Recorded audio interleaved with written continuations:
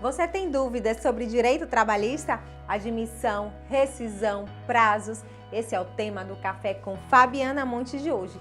E quem está aqui ao meu lado hoje é a doutora Milena Sinali, ela que é especialista em direito do trabalhador.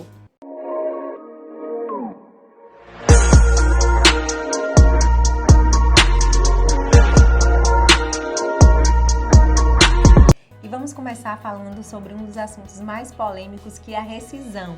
Quais tipos de rescisões podem ser aplicadas? A rescisão, ela pode ser de algumas maneiras, né? Algumas maneiras delas, as pessoas nem têm tanto conhecimento, né? É por isso que a gente está aqui hoje para falar sobre esse tema que é tão importante. A rescisão, ela pode ser sem justa causa, sem justo motivo, o que é legal. Qualquer empregador pode demitir um funcionário sem precisar dar explicação para isso, desde que ele pague toda a rescisão, né? Pode ser por justa causa, se esse empregado ele cometeu algum tipo de falta grave. Aí sim, é uma rescisão por justa causa. Pode trazer um exemplo? Por exemplo, um empregado que falsificar um atestado médico.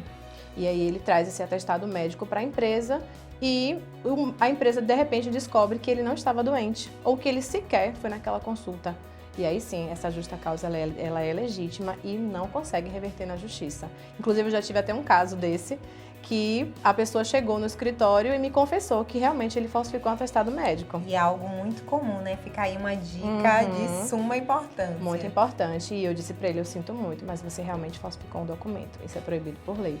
E aí a gente não entrou com esse tipo de reclamação na justiça. Então foi um caso de justa causa e pode ser também uma dispensa por acordo. O empregado e o empregador, eles podem chegar num consenso entre valores e, de repente, demitir esse funcionário e ele não sair perdendo tanto, né? Porque caso ele peça a demissão, né, que também é uma modalidade de rescisão, ele sai perdendo muitos direitos, né? E se eles fizerem um acordo, não, ele vai ter direito a 50% dos direitos que ele teria em um caso de uma demissão sem justa causa. Na prática, para que o público possa entender melhor, como é que funciona essa rescisão por acordo? É da seguinte forma, esse empregado, ele chega num acordo com o empregador e ele vai receber 50% de aviso prévio, ao invés de receber o valor integral. Ele vai receber 10º e férias normais, se tiver vencido vai receber integral, e 13º também a mesma coisa, vencidos e proporcionais. Mas esse acordo ocorre quando o empregado chega lá e diz, olha, eu quero sair da empresa, você pode me demitir? Seria algo assim, algo em comum acordo. Isso, esse é o acordo previsto em lei, que existe essa possibilidade de fazer um acordo, né? Muitas pessoas fazem acordos informais e aí devolve a multa de 40%, só que isso não é legal. Esse empregado ele pode acionar a justiça futuramente e entrar com um processo. Então, não é seguro para as empresas, né? Então, o recado para as empresas, esse tipo de acordo não é legítimo. Então, o que acontece? O acordo, ele é legítimo dessa forma. 50% do aviso prévio, recebe 10º férias normais, saca 80% do FGTS e a multa do FGTS ela não é de 40%, ela é de 20%. Então, e ainda tem a questão do seguro-desemprego. Esse empregado que se submete a esse acordo, ele não recebe seguro-desemprego. Infelizmente, esse é o direito que é retirado completamente. Existe também a modalidade da rescisão indireta? Sim, com certeza. O que acontece na rescisão indireta? É algo que muitas pessoas nem sabem disso. Muitos trabalhadores não conhecem o que é uma rescisão indireta, mas a gente consegue, né, reconhecimento da rescisão indireta através de um processo trabalhista, né? Esse empregado ele está sofrendo, por exemplo, um assédio moral dentro da empresa. O patrão dele xinga ele, distrata, desfaz do trabalho dele, então ele não aguenta mais trabalhar naquela empresa. E ele quer pedir demissão porque ele não suporta mais conviver com aquilo, que é normal, né? Então, o que é possível fazer? Ele vai pedir demissão, vai perder todos os direitos dele, vai perder aviso prévio, vai deixar de sacar o FGTS, perder o seguro-desemprego? Não. Ele vai entrar com um pedido de rescisão indireta na justiça, vai ter o reconhecimento de que ele realmente sofria um assédio moral e aí sim, ele vai receber todos os direitos normais, né? Desde que ele consiga comprovar judicialmente que ele sofria um assédio moral dentro da empresa.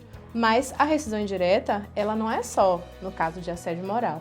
Desde que o empregador descumpra qualquer direito trabalhista perante aquele funcionário, ele tem o direito de pedir a rescisão indireta na justiça, entende?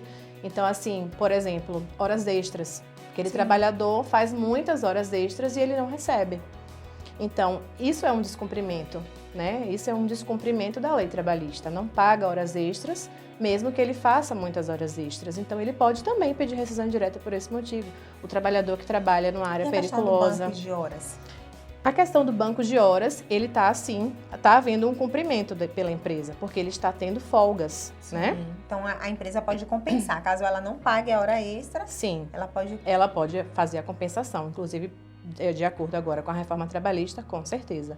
Pode haver a compensação. Agora, se a empresa nem paga horas extras e nem faz a compensação de horas, aí realmente é uma falta grave cometida pela empresa. Lembra que eu falei da justa causa cometida Sim. pelo empregado? Então, nesse caso, é como se fosse uma justa causa inversa. Uma justa causa que é cometida pelo empregador, né? Ele comete uma falta grave contra o empregado, porque ele deixa de cumprir com as obrigações dele com o empregado. E existe um prazo para que as empresas paguem essa hora extra ou façam essa compensação? Veja bem, existem prazos para que se pague as horas extras e que faça a compensação. Só que muitas empresas não fazem, muitas empresas não cumprem. E o que acontece? Esse funcionário, quando ele sai da empresa, é que ele vai normalmente pleitear esse direito. Todo funcionário que sai de uma empresa, ele tem até 2 anos para mover uma reclamação trabalhista e ele só tem direito a reclamar os últimos 5 anos. E isso é um pouco injusto, né? Eu vejo isso como injusto para o trabalhador, porque às vezes a pessoa que trabalhou muitos anos em uma empresa só tem direito a reclamar os últimos 5 anos. E esse descumprimento vem acontecendo há bastante tempo, né? Às vezes até 10, 15 anos. Eu tenho vários casos de pessoas que trabalharam muitos anos e, infelizmente, esses anos ficam injustiçados, né? Ficam para trás e acabam não recebendo realmente. Voltando à questão do assédio moral, doutora, que eu acho muito importante, além do exemplo que a senhora já trouxe, a senhora pode trazer um outro exemplo? É uma perseguição, é um distrato, é uma indiferença, é colocar o funcionário em situações ridículas, né? Fazer com que ele, constrangedoras, né? Fazer com que ele se sinta constrangido, envergonhado. Isso daí pode ser caracterizado, tudo isso pode ser caracterizado como assédio moral. E principalmente uma perseguição. Esse funcionário ele é perseguido pelo chefe. Às vezes é uma grande empresa que possui várias chefias, né? Sim. E um determinado chefe, um determinado líder, passa a perseguir aquele funcionário. A gerência da empresa muitas vezes nem toma conhecimento disso. E é algo que está acontecendo ali constantemente e ele não sabe o que fazer, então ele pede demissão. Então, assim, para que a gente consiga esse reconhecimento do assédio moral, inclusive na Justiça do Trabalho, é interessante que esse funcionário ele reporte aos superiores hierárquicos, dos dois inclusive, que aquela situação está acontecendo. Muitas vezes isso é obrigatório, né? No processo, os juízes exigem que isso seja feito antes mesmo de mover uma ação. Por quê? Precisa reportar a quem está lá no alto Sim. nível de chefia da empresa para que medidas sejam tomadas e aquela situação pare de acontecer. E se não parar de acontecer, se não deixar de acontecer, aí realmente cabe o processo e cabe a indenização. E dá uma pausa rapidinho para fazer um pedido especial para você. Aproveita, vem aqui, ativa as notificações para que você possa receber todas as edições do Café com Fabiana Monte. Aproveita, curte, comenta e compartilha esse vídeo. Perfeito. Agora vamos falar sobre a carteira assinada. A gente sabe que, infelizmente, muitas empresas ainda aplicam essa prática de não assinar a carteira dos seus colaboradores. Para a Justiça do Trabalho, existe algum tipo de diferença entre o profissional carteira assinada e o profissional que ainda não possui esse registro? Não. Muitas pessoas não sabem disso, né? Chegam muitas pessoas no escritório com essa dúvida.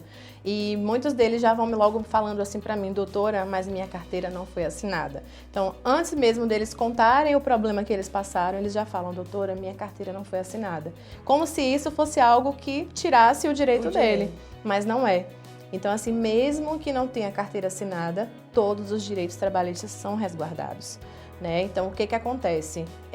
A pessoa trabalhou numa empresa e ela não recebeu horas extras e agora que ela foi demitida, ela quer entrar com um processo mas ela não tem carteira assinada, não tem problema. A gente entra com o processo, reconhece o vínculo de trabalho dessa pessoa, o vínculo de emprego, a gente faz a comprovação de que haviam pagamentos de salários, que essa pessoa era subordinada àquele chefe, àquela determinada empresa, e aí sim ela passa a ter todos os direitos como um funcionário comum. E todos os direitos trabalhistas que são inerentes àqueles de carteira assinada, passa a ser dessa pessoa também. Então, não tem problema. Falta de carteira assinada não retira direito de ninguém. Ao contrário, é mais um motivo para que as pessoas acionem a justiça e vão atrás dos seus direitos. Eu acho que a gente vai precisar fazer um outro café para continuar esse bate-papo, porque com certeza a gente tem muito conteúdo por aí. Doutora, muito obrigada pela sua participação. Mais uma vez ressalto que foi um prazer recebê-la. Igualmente, eu agradeço muito pela oportunidade, pelo convite de estar aqui, de estar compartilhando um pouco de conhecimento. Eu acho muito importante esse conhecimento estar passando para o telespectador, né, que quer realmente saber os seus direitos. Às vezes não tem um advogado de confiança, né, para entrar em contato. Então, realmente, esse é um canal muito importante que tem sido, né, para as pessoas tomarem conhecimento de muitas coisas. Eu agradeço. E para você que está aí nos assistindo, um grande beijo e até a próxima.